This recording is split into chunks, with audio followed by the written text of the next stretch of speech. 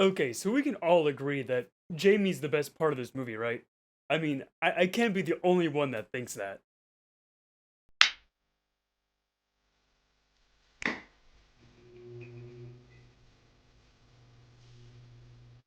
Greetings, my fancy viewers. Welcome back to the channel. And today I'm going to be talking about Trap, the newest film written and directed by M. Night Shyamalan.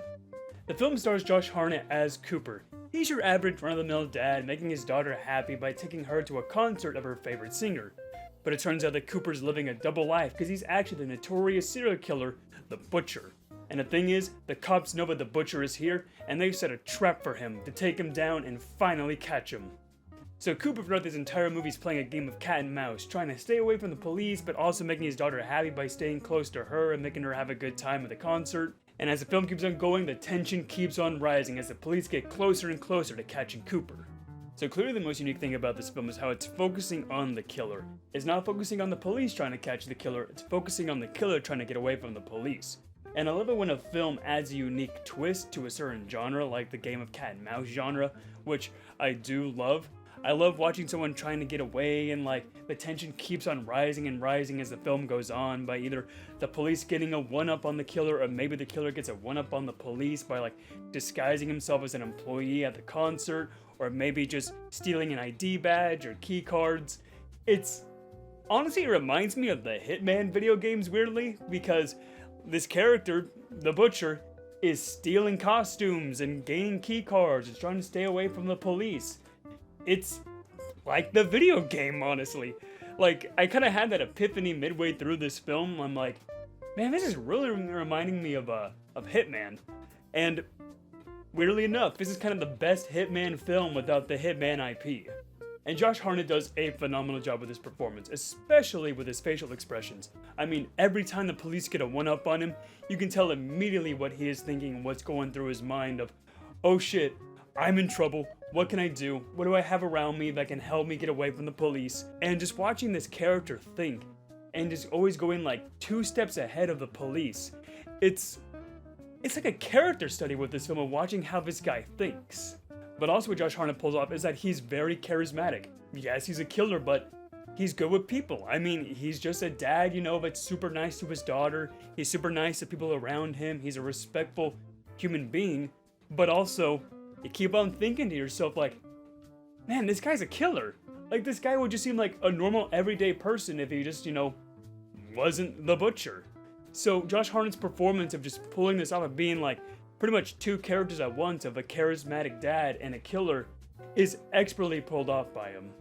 And this film looks great as well. It was filmed on 35mm film and it truly shows. I recommend seeing this in theaters because it's a very nice film to look at. It's nice to see a film that's not chock full of green screen and bad visual effects. This is just Shyamalan at his purest form of making a very nice looking film. And yes, like every Shyamalan film, the dialogue can be pretty hokey, but honestly, that didn't affect me too much because I was having such a fun time watching this character think 2 steps ahead of the police and trying to like see what he's thinking and what he's going through and like how he can escape from the police and how he can make sure that his daughter is safe as well because he doesn't want his daughter to know that he's the Butcher. That would be terrible for her. Now there has been some somewhat controversy with this film because of, I guess, nepotism. So the person that plays the singer, the person they're going to see at the concert, is M. Night Shyamalan's daughter. And I hate to say it, she's not that good at acting. In fact, her character becomes pretty important like later on in the film, which I'll get to later. But I don't know. I mean, look, if I was a director, I would want my kids to be in my films. Like, I would be like, you know what?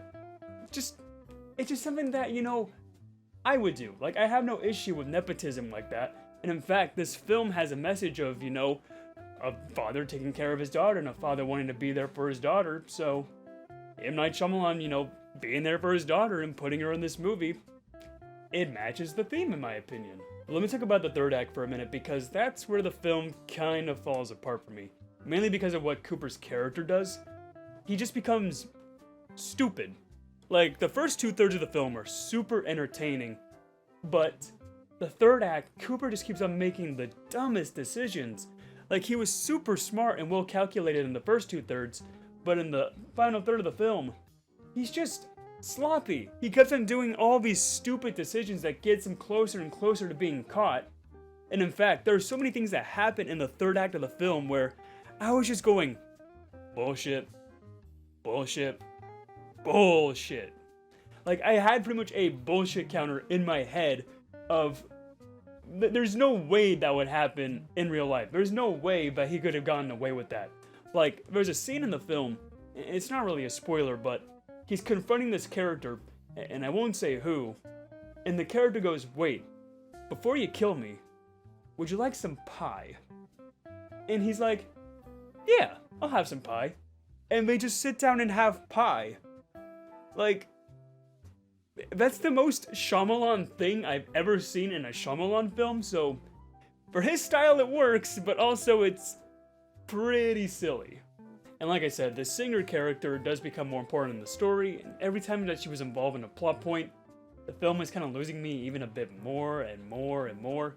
But I don't care about the nepotism. I don't care that this is M. Night Shyamalan's daughter playing this character because she does a good job with the singing. I mean, she's a good singer, and all the songs that she did for this film, she wrote on her own. I just kind of wish for everything that she was involved in with the final third was cut back a bit. I feel like she was a bit too important in the final third of the movie, and it was bogging the film down for me because focusing a bit more on her than it was Cooper's character. But even with some sloppiness like in the final third and some hokey dialogue, this is still, honestly, one of the best experiences I've had in a theater because of how much fun the film is. I mean, it's just a fun film to watch.